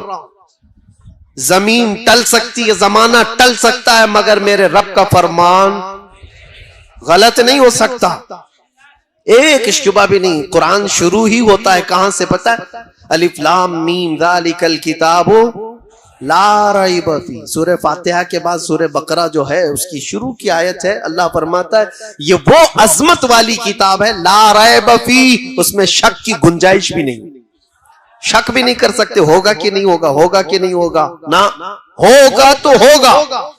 और अल्लाह फरमा रहा है तुम्हारी मदद के लिए फरिश्ते उतारे जाएंगे। अब ये जो सवाल है उसको मैं बताता हूं, इन हालात में उन मजलूमों की मदद क्यों नहीं हो रही है? उनके लिए क्यों फरिश्ते नहीं उतरते? मेरे अजीजों, क्या तुम देख रहे हो कि उतर रहे हैं कि नहीं उतर रहे? हम देख रहे हैं कि फरिश्ते आ रहे हैं कि नहीं आ रहे हैं? जो वहां के हालात हैं ये बज़ाहिर हमें नजर आते हैं, लेकिन अल्लाह का वादा सच्चा है, सच्चा है और सच्चा है। जिसके साथ अल्लाह तबारक व तआला भलाई का इरादा फरमाता है उसे शहादत के मकाम पर पहुंचाता है, और जिसको शहादत मिली है, जिसको शहादत मिली है, जानते हो पूरी कायनात समेट करके लाओ, शहीद के नाखून के बराबर भी नहीं होगी। पूरी दुनिया समेट करके लाओ, शहीद के नाखून के बराबर नहीं हो पाएगी। शहीद को अल्लाह तबारक व तआला जो मकाम अता करता है, हदीस पाक में है, उसकी रूह निकलने से पहले उसे जन्नत दिखाई जाती है, उसे जन्नत में उसका ठिकाना बता दिया जाता है। तो क्या ये अल्लाह की मदद नहीं है? क्या ये अल्लाह की रहमत नहीं है? सहाबा, ताबईन, औलिया सबों ने ये दुआ किया कि अल्लाह तेरे रास्ते में हमें मौत आए तो शहादत की मौत आए। किसी शहीद की मौत पर तुम फख्र करते हो कि नहीं करते हो? शहीदों को हम जिंदा कहते हैं और कुरान भी कहता है। तो उन मोमिनीन के साथ जो आज जुल्म हो रहा है वो यूं ही नहीं मारे जा रहे, बल्कि उनकी हर मौत शहीद की मौत है। वो शुहदा हैं, शहीद हैं, उनको अल्लाह ने जो जन्नत का वादा फरमाया वो मिलकर रहेगा। लेकिन तुम्हारा इम्तिहान है, चाहे तुम्हारे सामने कोई मर जाए, कट जाए, कत्ल हो जाए, जुल्म के साथ कोई पकड़ा जाए, मारा जाए, तुम अपने ईमान के साथ अगर बाकी रहते हो तो ये अल्लाह का वादा तुम्हारे साथ। ईमान के साथ। कौन सा ईमान? मैंने कहा है मेरा रब, हमने क्या कहा है? हमारा रब, और फिर उस पर जमे रह गए, उस पर जमे रह गए। ये ईमान का ऐसा हिस्सा मैं तुम्हें बता रहा हूं, हदीस पाक में मेरे आका सल्लल्लाहु अलैहि वसल्लम फरमाते हैं जिसके दिल में ईमान आ गया फिर वो कुफ्र और शिर्क से इतनी नफरत करता है जैसे अंगारे में हाथ डालने से नफरत करता है। आग के तंदूर में हाथ डालना पसंद करता है कोई? कोई पसंद करता है? आग के तंदूर में हाथ डालने को जितना ना पसंद करते हो, ईमान वाला कुफ्र और शिर्क से उतना ही बेजार रहता है, उतनी ही दूर भागता है। चाहे जैसे भी हालात हो। लोगों को आज पता नहीं क्या हो गया। मैं तो अपना मैसेज दे करके रहूंगा, कुरान क्या कहता है? या अय्युहल्लज़ीना आमनू दुखुलू फिस्सिल्मि काफ़ा, ऐ ईमान वालो इस्लाम में पूरे के पूरे दाखिल हो जाओ। आधा तीतर आधा बटेर नहीं होना चाहिए, जो हो पूरे हो जाओ। इनको भी राजी रखेंगे, उनको भी राजी रखेंगे, थोड़ा यहां भी लगा लेंगे, थोड़ा वहां भी लगा लेंगे। सुबह इनके पास चले जाएंगे, शाम में इनके पास चले जाएंगे। पार्टी उसके बगैर तो चलती नहीं है। ये बहुत सारी जगहों पर आज के जो हालात हैं, लोगों ने ये समझ रखा है सियासत करना है, पॉलिटिक्स करना है तो फिर सबको राजी रखना है। हम ये नहीं कहते कि सबको राजी ना रखो, राजी रखो, लेकिन अपने खुदा को सबसे पहले राजी करो। और अल्लाह बेहतर जानता है, उसको तुम राजी रखोगे, पूरी दुनिया को अल्लाह तुमसे राजी करा देगा। उसके दस्ते कुदरत में है वो बंदों को राजी कराना। हजारों नहीं लाखों के दिलों को मौला तुम्हारी तरफ फेर देगा, बस उसको राजी करो। जब रब तबारक व तआला फजल फरमाए किसी पर, तो बगैर किसी प्रचार के लोगों को उसकी तरफ फेर देता है। ये मैंने प्रैक्टिकल अपनी लाइफ में देखा। उन इलाकों में मैं गया जहां का नाम कभी जिंदगी में नहीं सुना, ना कभी पढ़ा, ना किसी और से सुना, बिहार, बंगाल, झारखंड या उसके अलावा, लेकिन देख करके हैरत होती है। वो अनजान लोग जिनसे हमारा कभी कोई ताल्लुक नहीं, घंटों हमारे इस्तकबाल में रास्ता तकते खड़े हैं, और देखते ही मोहब्बतों का वो नजराना, मोहब्बतों से वो उनकी आवाजें, ऐसा लगता है सदियों पुरानी हमारी कोई मुलाकात है। आज मैं पहली मर्तबा तुम्हारे इलाके में आया, ये जोशो खरोश, ये जो मोहब्बतों के तोहफे, जिस तरह से लोगों का ये इस्तकबाल, ये किस लिए है, किस लिए है? ये सारी चीजें देख करके मुझे कभी अजनबियत नहीं लगती कि हम कोई नए लोग हैं। ये महसूस कराती है ये मोहब्बत कि बरसों पुरानी कोई मोहब्बत है। ये मोहब्बत मेरी अपनी कमाई हुई नहीं है, ना ही मेरे जुबान का कमाल है, ना ही मेरे कोई जिस्म का कमाल है, ना मेरे इल्म का कमाल है। मौला करीम रब्बुल जलाल जब चाहता है कायनात के चप्पे चप्पे को किसी इंसान की तरफ फेर देता है। मैं बात कर रहा हूं ताजदारे मदीना की, और मौला ने सारे लोगों के जहन और दिमाग को हमारी तरफ फेर दिया है।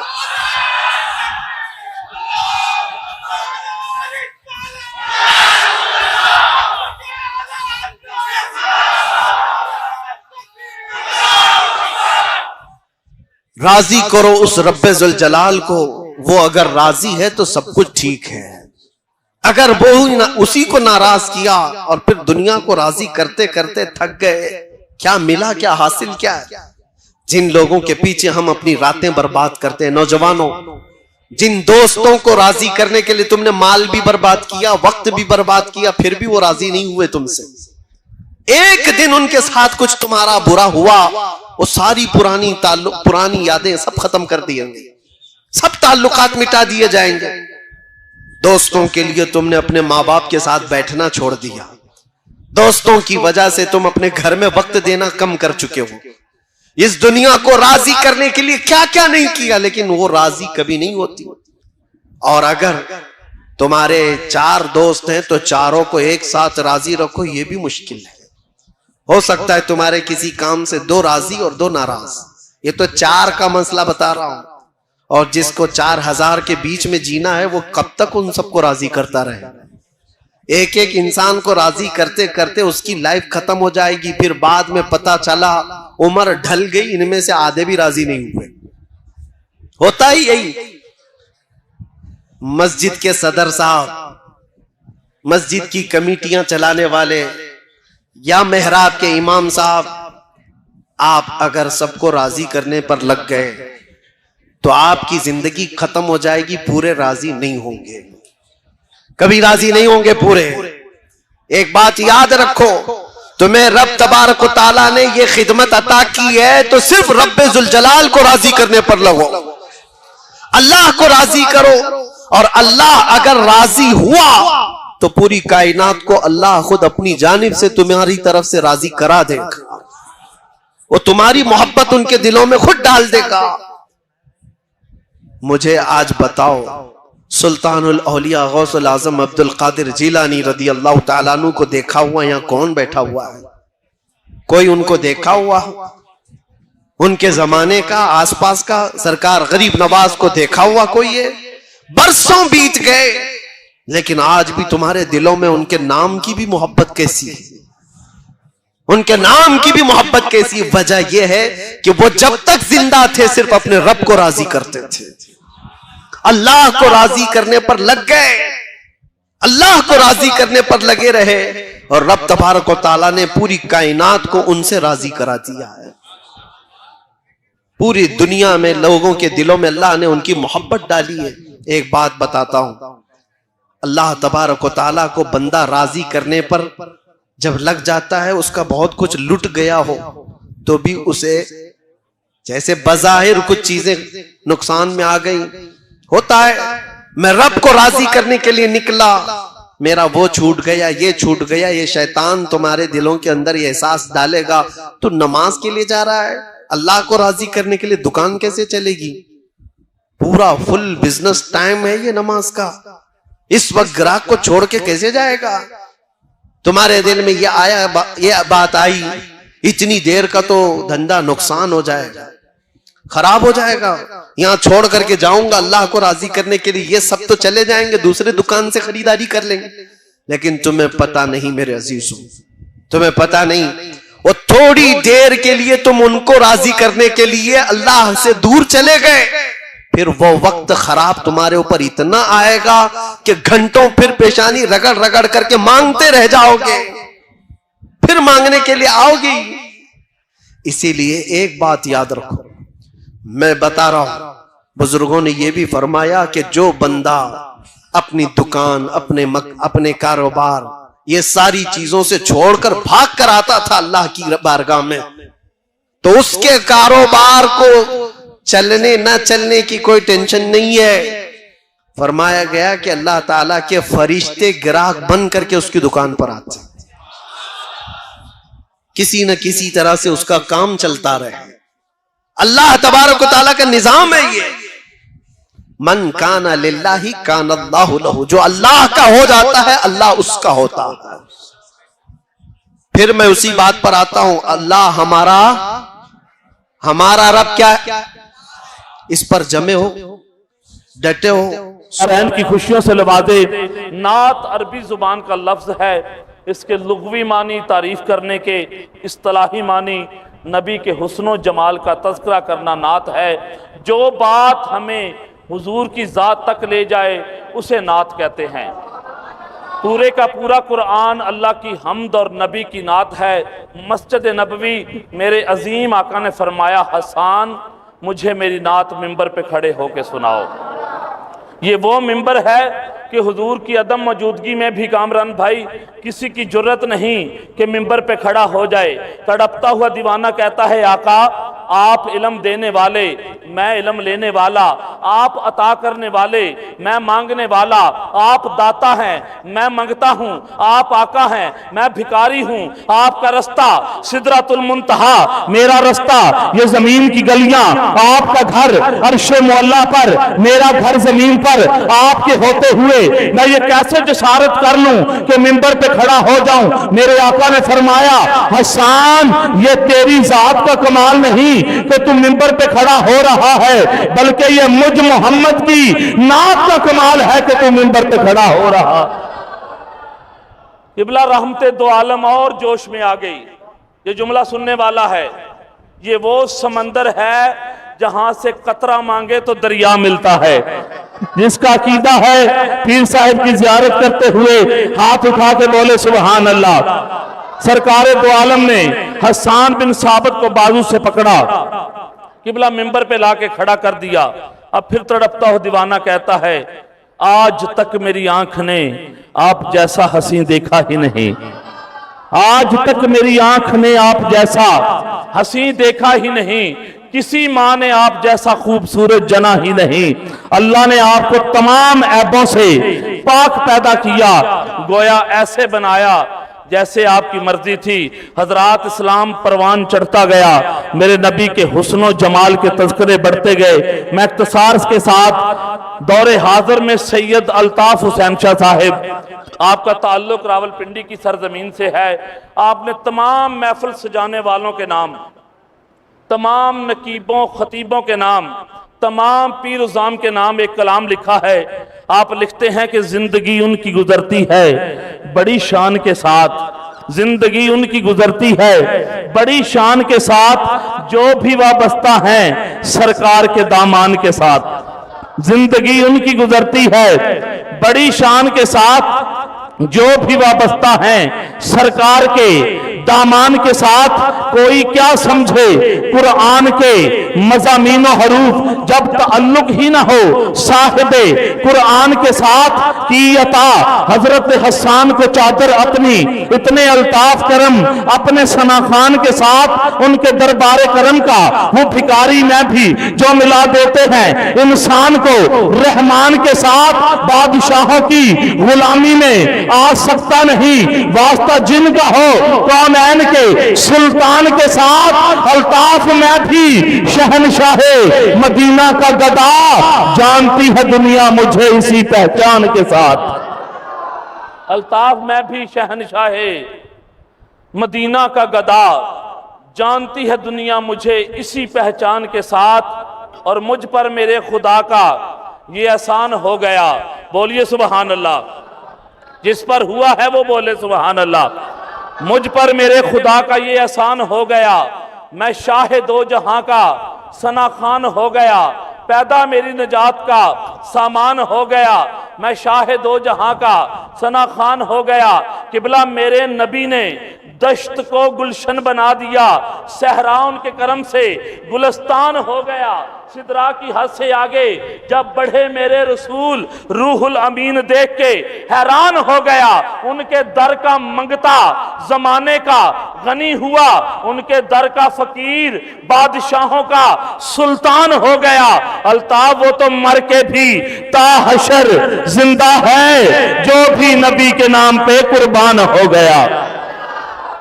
अल्ताफ वो तो मर के भी ताहशर जिंदा है, जो भी नबी के नाम पे कुर्बान हो गया। और हर सना खान के लिए मेरा मैसेज कि इश्क सादक के सिवा नात नहीं हो सकती, इश्क सादक के सिवा नात नहीं हो सकती। लफ्ज गूंगे हो तो फिर बात नहीं हो सकती। हकीकत में कौन जाने कि क्या है नाते नबी। नबी है हमदे खुदा और खुदा है नाते नबी। अरे नबी है हमदे खुदा और खुदा है नाते नबी। बस नाजा हूं मुकद्दर पे है एहसान मोहम्मद, बोलिए सुभान अल्लाह। नाजा हूं मुकद्दर पे है एहसान मोहम्मद, हूं आईनाए बरदारे गुलामाने मोहम्मद। क्या मुझको जलाएगी माशर की हरारत, सर पे मेरे साया है दामाने मोहम्मद। अरे क्या मुझको जलाएगी माशर की हरारत, सर पे मेरे साया है दामाने मोहम्मद। बाबजी वकार मुल्तमिस हूँ जी किबला के नाथ कहाँ कह रहे, नाथ कहाँ कह रहे। मोहम्मद यूसुफ साहेब आपसे गुजारिश करता हूँ आए हुजूर की बारगाह में नजराना अकीदत। इनके बाद इंशाअल्लाह फौरन बिला ताखीर बिला तमहीद हजरत अल्लामा मौलाना कारी मोहम्मद मजहर साहिब दामत बरकातम कुर्सिया आपका खिताब होगा। फिर जैसे ही पीर साहब का हुक्म होगा इस बज़म को आगे बढ़ाया जाएगा। एक नारा बुलंद कर दो, नारे तकबीर, नारे रिसालत, नारे रिसालत, नारे तहकीक, नारे हैदरी, ताजदारे खत्म नबुव्वत, ताजदारे खत्म नबुव्वत। अहबाब-ए वकार बड़े ही खूबसूरत अंदाज के हामिल सना खान मोहतरमुल मकाम मोहम्मद यूसुफ साहिब आपसे गुजारिश करता हूँ आका की बारगाह में नजराना अकीदत पेश करें। बिस्मिल्लाहिर्रहमानिर्रहीम, अस्सलामु अलैकुम वरहमतुल्लाहि वबरकातुहू। मोहब्बत और प्यार के साथ आका दो जहां सल्लल्लाहु अलैहि वसल्लम की बारगाह में दुरूद पाक पढ़ना है। बेशक दिल में पढ़ें, बुलंद पढ़ना ज़रूरी नहीं है, पढ़ना ज़रूरी है। मोहब्बत से पढ़ें सल्लल्लाहु अलैका या रसूल अल्लाह वसल्लम अलैका या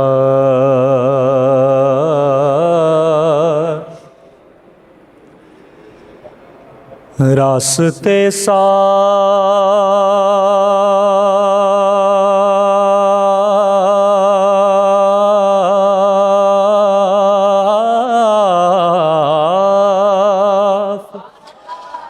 बताते हैं कि आप आते हैं,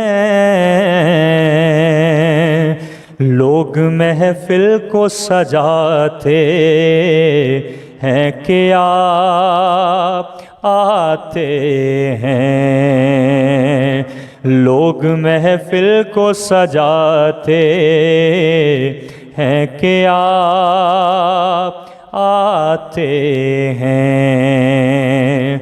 चांद तारों में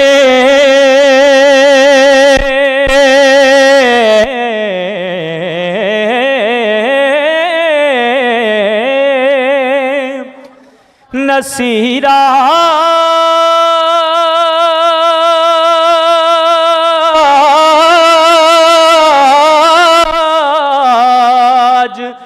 बड़ी हलचल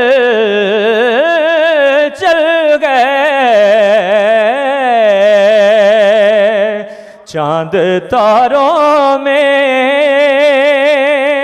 नसीराज बड़ी हलचल गए। यही आसार बताते हैं कि आप आते हैं, यही आसार बताते हैं कि आप आते हैं। अली के बुग़्ज़ में,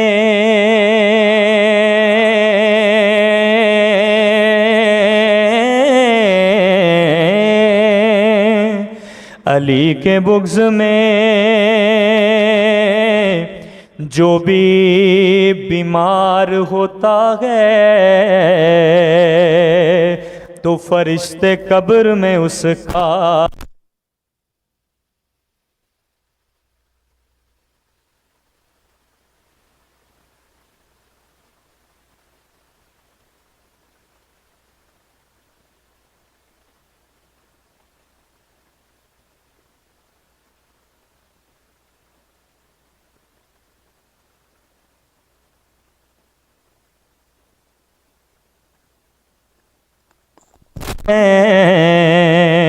अंधेरी रात में सड़कों पे भौंकने वाले, अंधेरी रात में सड़कों पे भौंकने वाले, सल्लल्लाहु अलैहि या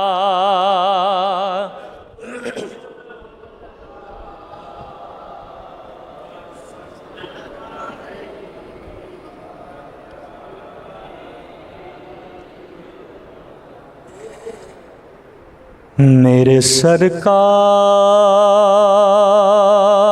मेरे गम का मदावा करना,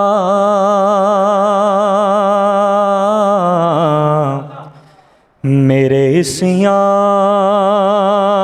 पे भी रहमत का दोशाला करना। रोज़े महशर तेरा जिस वक्त हो जलवा,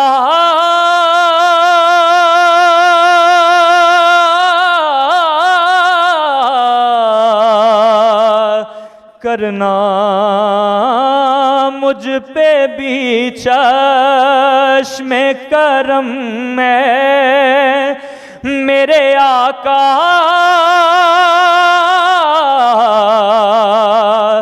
करना।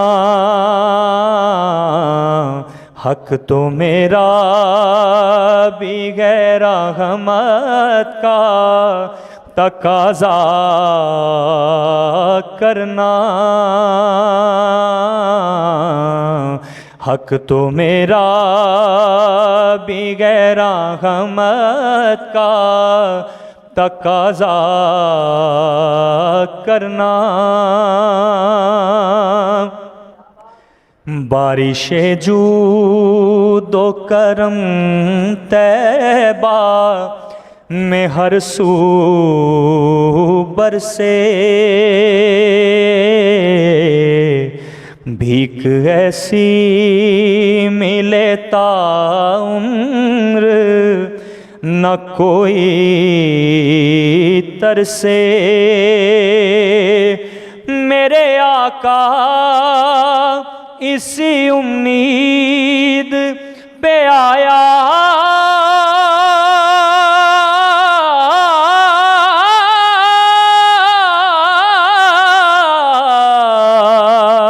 घर से, तू किसी को भी उठाता नहीं अपने दर से। तू किसी को भी उठाता नहीं अपने दर से कि तेरी शान के शाया नहीं ऐसा करना कि तेरी शान के शाया नहीं ऐसा करना। और मैं सवाली हूँ मेरे हक में इशारा देना। मैं भंवर में हूँ मेरे शाह किनारा देना। मैं भंवर में हूँ मेरे शाह किनारा देना। मैं हूँ बेचैन मुझे चैन खुदारा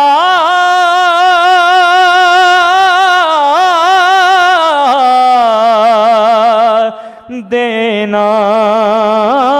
मैं हूँ बेकस तेरा शेवा है सहारा देना। मैं हूँ बीमार तेरा काम है अच्छा करना। मैं हूँ बीमार तेरा काम है अच्छा करना। ये मेरे अशारा आपने बहुत दफ़ा, क्योंकि अल्हम्दुलिल्लाह ये ट्रेंडिंग में है और बहुत सुने जा रहे हैं ये अशार, क्योंकि ये कलाम बड़ा कबूल बार का कलाम है। नसीर मिलत जनाब हज़रत नसीरुद्दीन नसीर रहमतुल्लाह ताला अलैह, और तज़मीन जो है ये मुदस्सर साहब की लाहौर से हैं। बड़ा प्यारा लिखते हैं। क्या लिखते हैं कि आसरा अपने करम का शगवाला दे दे, कल्बे मुस्तर को भी दी दे, रुखे ज़ेबा दे दे। आज हाजत न रहे आज तू इतना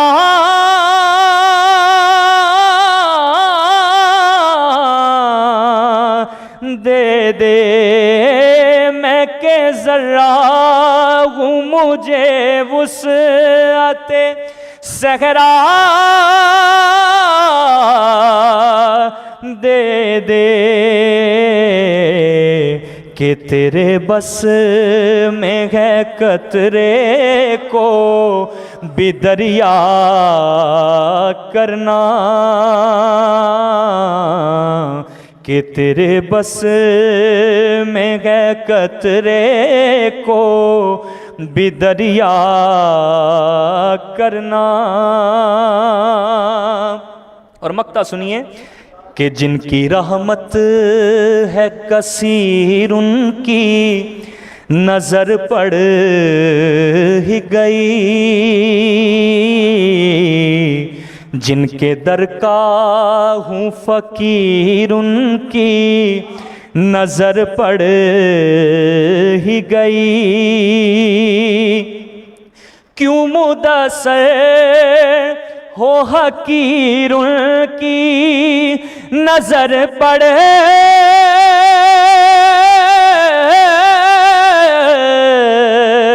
ही गई। मुझ पे महशर में नसीर की नज़र पड़ ही गई। कहने वाले इसे कहते गए खुदा का करना, कहने वाले इसे कहते गए खुदा का करना।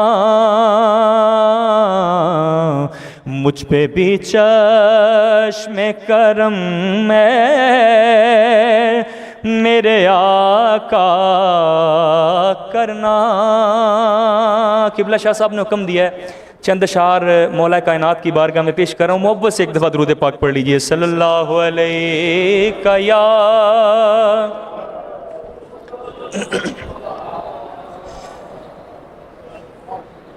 वसल्लम अलैका या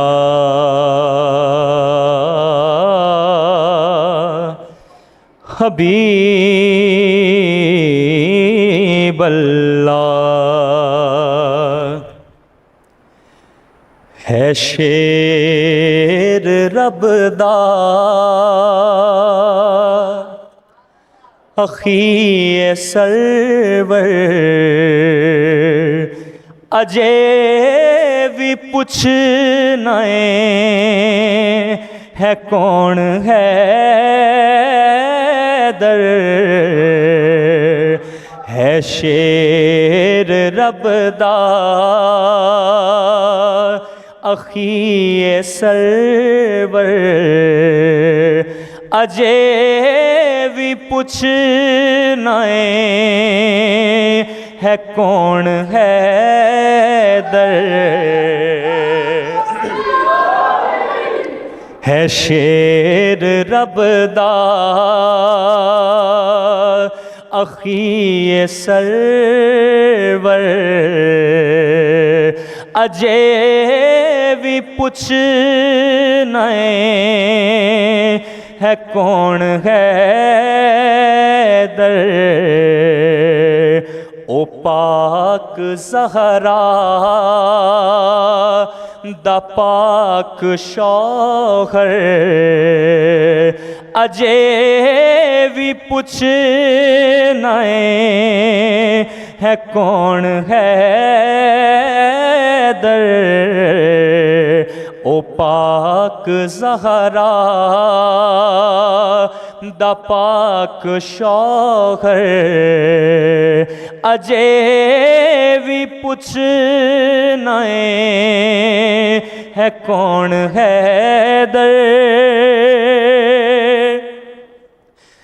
जिन्हों नबी ने पुकारे आसी, आकलियाँ खैबर उखाड़े आसी। जिन्हों नबी ने पुकारे आसी,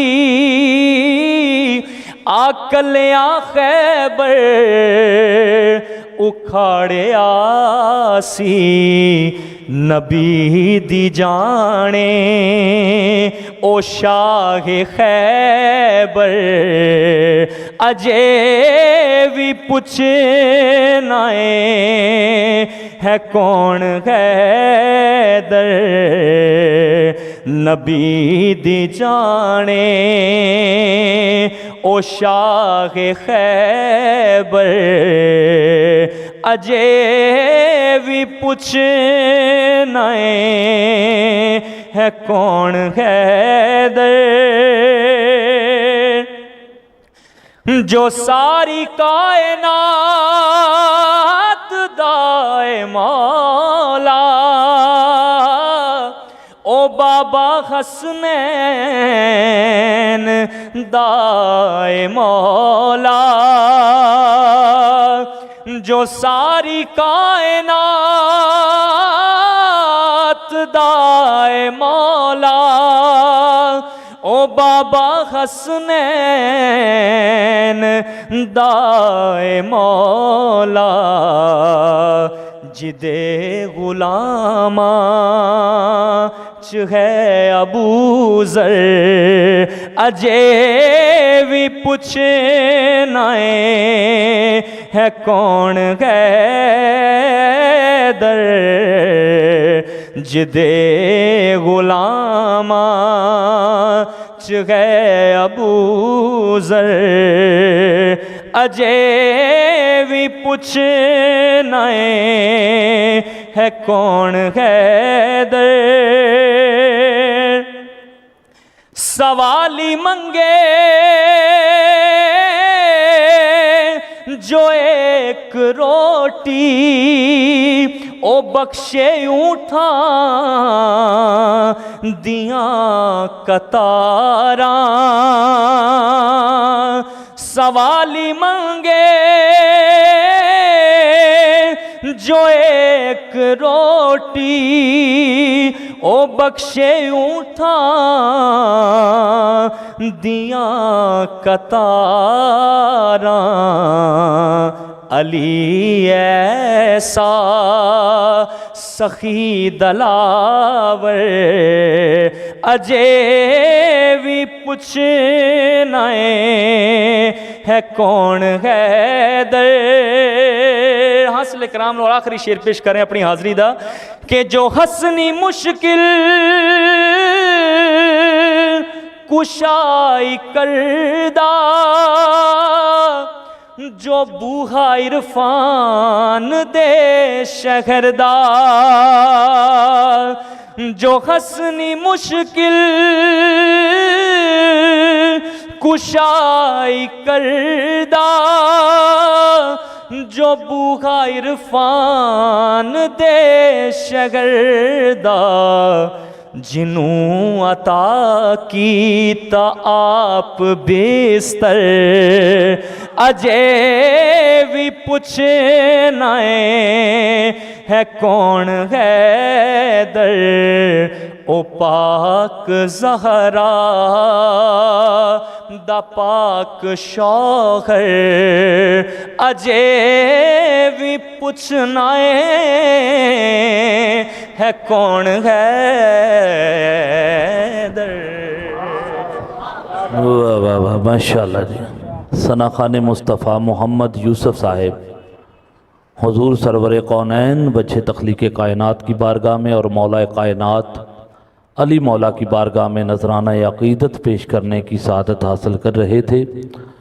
दौरान नात मसनद सदारत पर आले नबी औलाद अली हुजूर पीर तरीक़त राबर शरीयत बदर मशाइख यूसुफ़ुल मशाइख मेरे मसलक की अज़ीम बहार अज़ीम मुहिब मदीना हुजूर साहिबज़ादा पीर सैयद तैयब हुसैन शाह बुखारी दामत बरकातुम कुसिया आप तशरीफ़ फरमा हुए। दिल की धड़कनों से आपको खुश आमदीद कहता हूँ और इस बज़म में जितने मेहमान तशरीफ़ फरमा हुए मैं सबको समीम कल्ब से दिल की गहराई से आले नबी की जानिब से खुश आमदीद कहता हूँ। फरमान मुस्तफ़ा है सहाबा हमेशा 3 मोहब्बतें याद रखना और अपने बच्चों को भी बताना। वो कौन सी 3 मोहब्बतें? कुरान की मोहब्बत, मेरी मोहब्बत, मेरी आल की मोहब्बत। हमारी खुशनसीबी है कि अल्हम्दुलिल्लाह आले नबी तशरीफ़ फरमा है। मैं एक शेर मौला कायनात अली मौला की बारगाह में किबला शाह साहिब के कदमों पे हाथ रखते हुए इनके दामन का सहारा लेते हुए देने लगा हूँ कि सदका अली दा मंगे जेड़ा अल्लाह कोलों रब उसते कम संवार देंदा। सदका अली दा मंगे जेड़ा अल्लाह कोलों रब उसते कम संवार देंदा। फकीर मंगे जे रोटी मौला अली कोलों, अली ऊंठां दी ओनू कतार देंदा।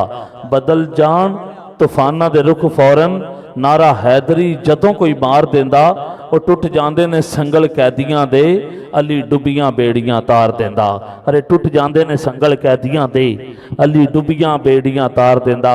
अहबाब ज़िवकार मोहब्बत भरा नारा बुलंद कीजिए, नारे तकबीर, नारे रिसालत, नारे हैदरी।